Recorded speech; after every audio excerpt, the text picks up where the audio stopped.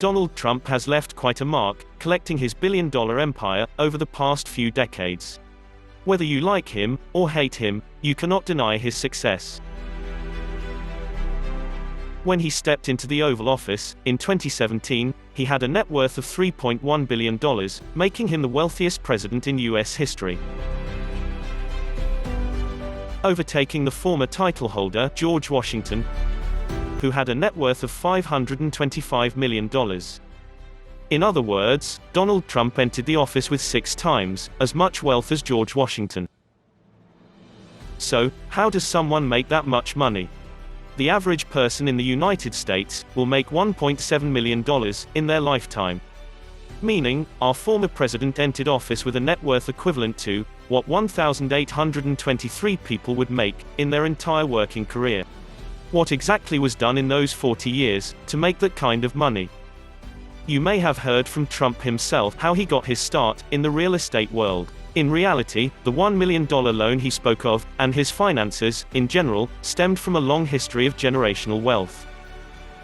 To truly understand the origins of Trump's $3.1 billion net worth, we must take a step back.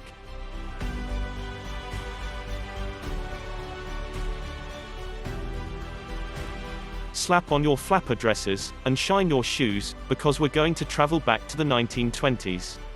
It's a time of economic prosperity. People around the United States are dining on fine meals, and even traveling for vacation, for the very first time.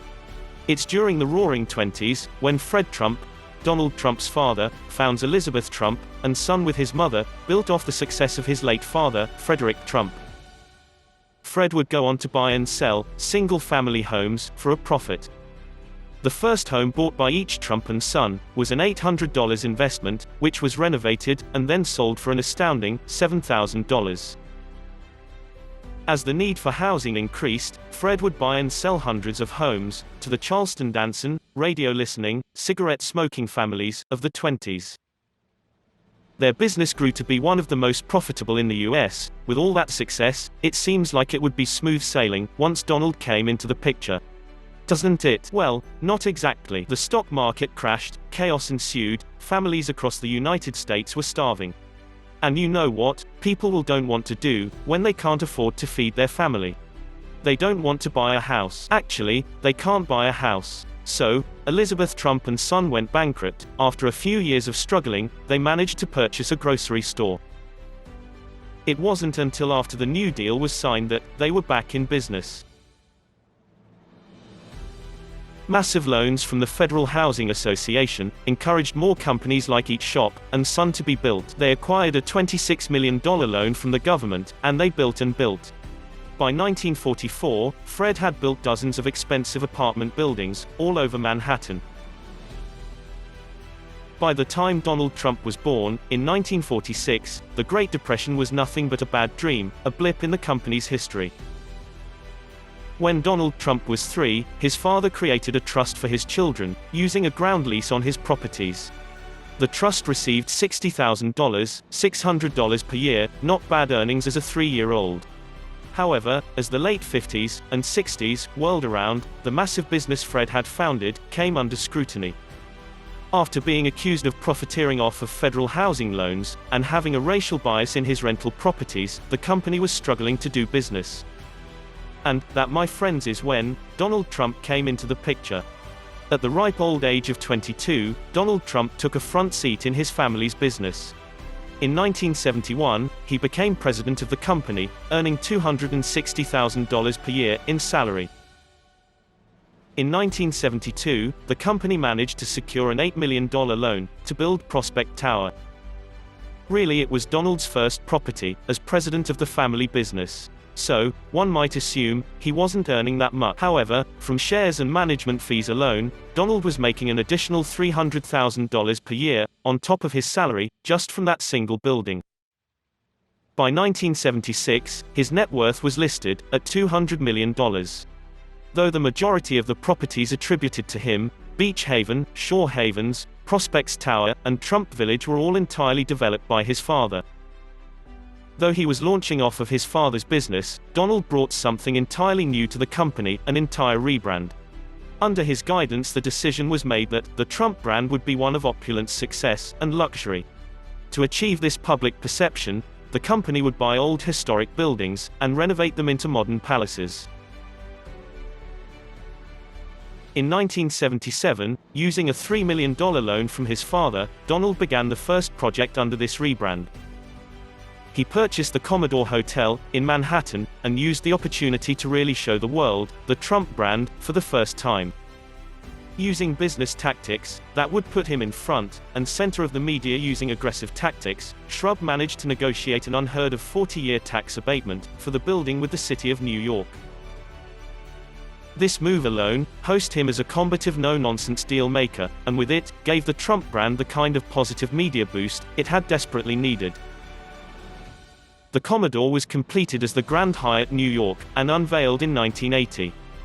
After $100 million worth of renovations, the Grand Hyatt became a blinding spectacle on East 42nd Street.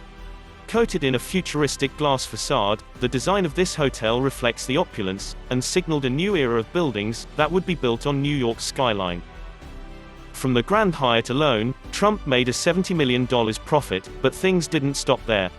Once you get a taste of money, you need more, and that's exactly what he went after.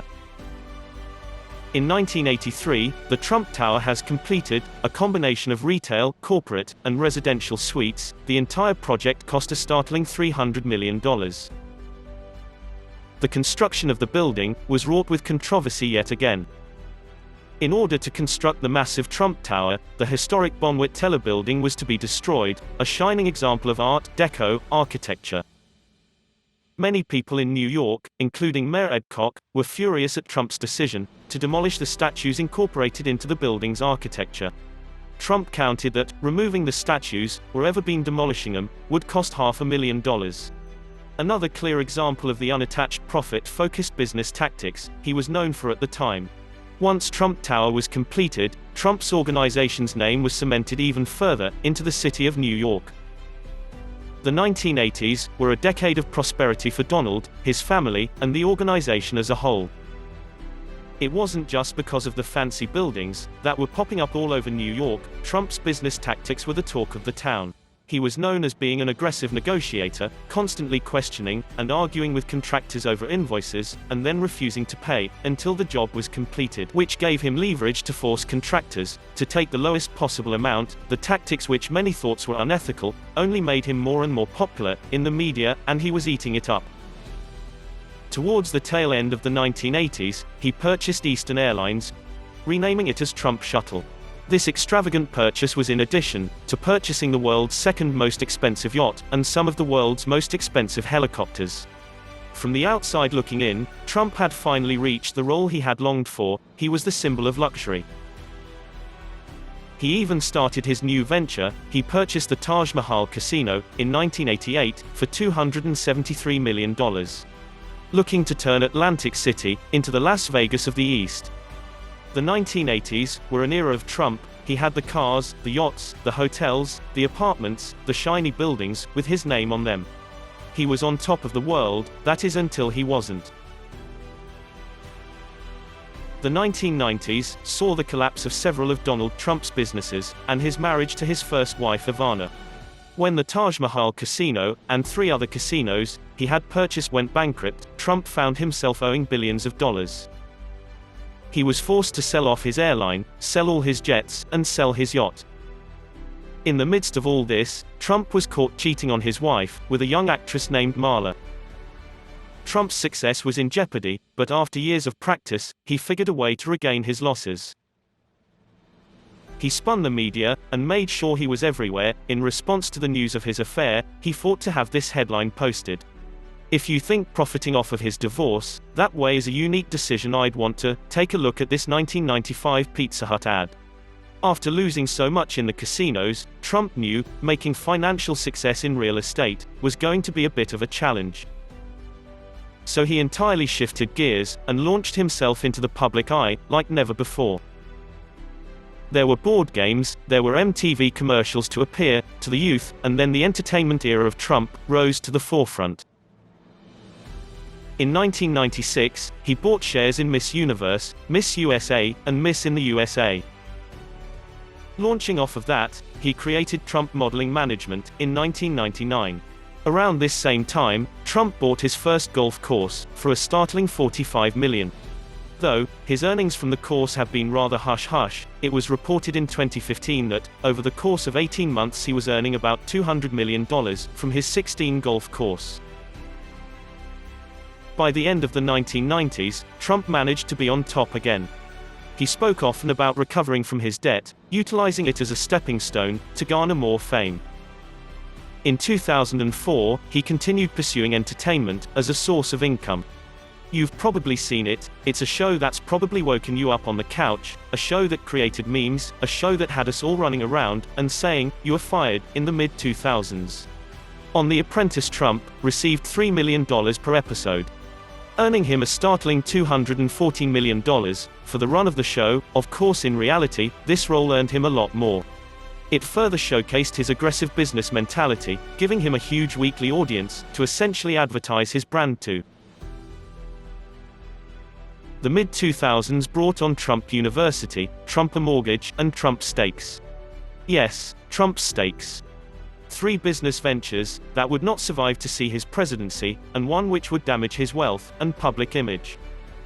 It would be one of his biggest losses since the casinos in the 90s. Trump University was an educational seminar program that was accused of defrauding thousands of students out of millions of dollars. Presented as educational classes, the university used a tier system for students, urging them to give more money to attend more classes, without providing the information that was promised in the first place. After being sued for illegal business practices and racketeering, Trump settled for $25 million. Around this same time, Trump ended his bid for the presidency, with a net worth of around $3.1 billion. Discussion of how he amassed his fortune was all over the news, and it was eventually revealed that the $1 million loan he received from his father was actually about $431 million over his lifetime. Does that make Fred the father of this century? Maybe so. Trump made his money in dozens of ways, from beauty pageants to television shows, to selling stakes in vodka with his name on it. His success can be attributed to his generational wealth, along with the ruthless business tactics that put him on a map. Either way, the Trump name is scattered on towers around the globe, written in our history books, and forever in the credits of late-night reality show reruns. So, there you have it, how Donald Trump earned his billions. What do you think of his road to success? Let me know in the comments. As always, if you like the video, then please make sure to subscribe. Luxurious Views.